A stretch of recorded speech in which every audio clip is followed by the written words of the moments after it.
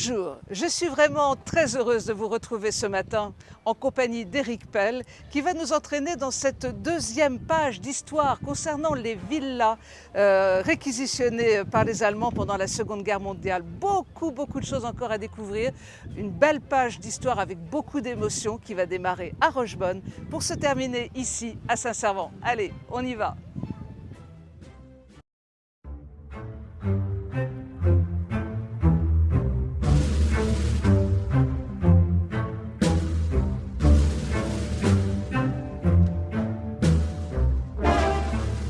Bonjour Éric. Bonjour François. Merci Éric d'accueillir à nouveau les Malouins dans la course. Nous sommes sur la deuxième étape d'une aventure qui a été découverte sur les Malouins dans la course il y a quelques semaines déjà. Les villas occupées par l'occupant allemand pendant la Seconde Guerre mondiale. Alors on poursuit cette découverte. On est de retour à Rochebonne. Oui. On est à Rochebonne et on est ici devant la Villa des 4 Vents. Villa des 4 Vents, elle fait partie, c'est une des 174 villas réquisitionnées par l'occupant juste pour paramer. Hein. Donc on avait vraiment une flopée sur Saint-Malo. Hein. Cette ville-là, elle a accueilli un service de sinistre mémoire, le SD. Alors, qu'est-ce que ça veut dire? C'est le Sicherheitsdienst, le service de sécurité.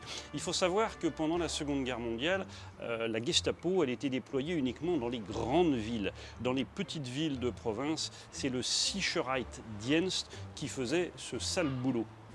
Et pour Saint-Malo, l'antenne, elle était installée dans cette maison. Et elle sera dirigée, cette antenne, par le lieutenant Émile Luc de l'automne 1942 jusqu'à mars 1944. Et à cette date-là, elle disparaît de Saint-Malo. Alors pourquoi? Eh bien parce que Andreas Vonelock, commandant de la forteresse de Saint-Malo, il est nommé en mars 1944 et il a une sainte horreur des services de sécurité du genre de ceux qu'il pouvait y avoir dans cette maison. Et c'est lui-même, à son arrivée, qui va demander la suppression de l'antenne de Saint-Malo. Et donc ils vont partir et ils vont retourner à Rennes, à le niveau d'état-major supérieur. Eh bien voilà une page d'histoire un peu difficile, hein, mais il faut s'en souvenir. C'est aussi ce devoir de mémoire qui nous incombe. Éric, on va quitter Rochebonne et la prochaine étape, ce sera? On va à Saint-Servant, place Monseigneur Duchesne. Allez, on y va, merci. À tout de suite.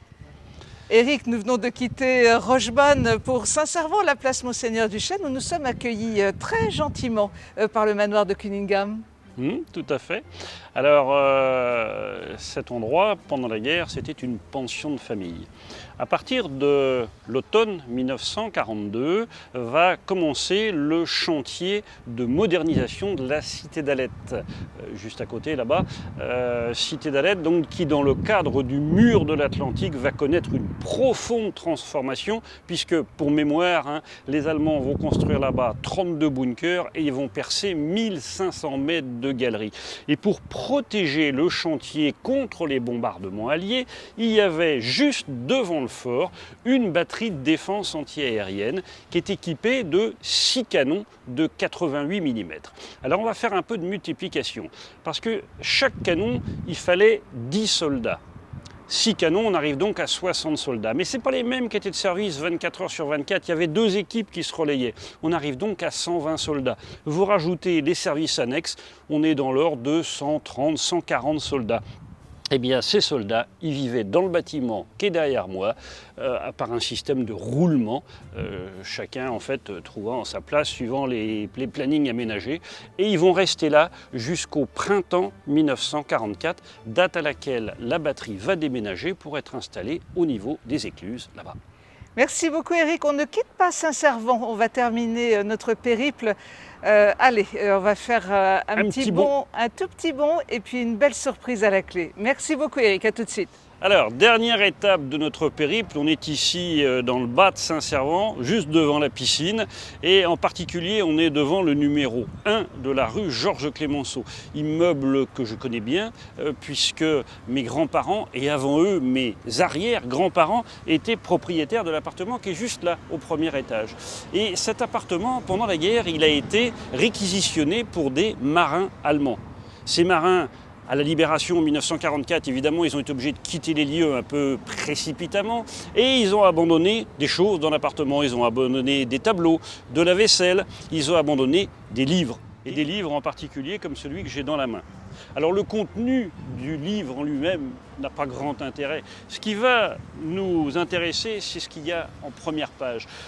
Cette petite vignette ici, elle nous explique que le livre, il a été offert à Noël 1943 au caporal-chef Albrecht. Et que ce caporal-chef, il faisait partie de la compagnie de commandement du Hakko Saint-Malo. Alors c'est quoi le Hakko Saint-Malo? C'est la Hafenkommandantur, la commandanture du port de Saint-Malo.